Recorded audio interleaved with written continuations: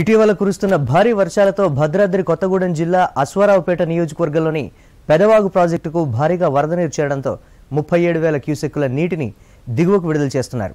Outflow కంటే inflow ఎక్కువగా ఉండడంతో ప్రాణాలను అరచేతిలో పెట్టుకొని సమీప గ్రామస్తులు బ్రతుకుతున్నారు.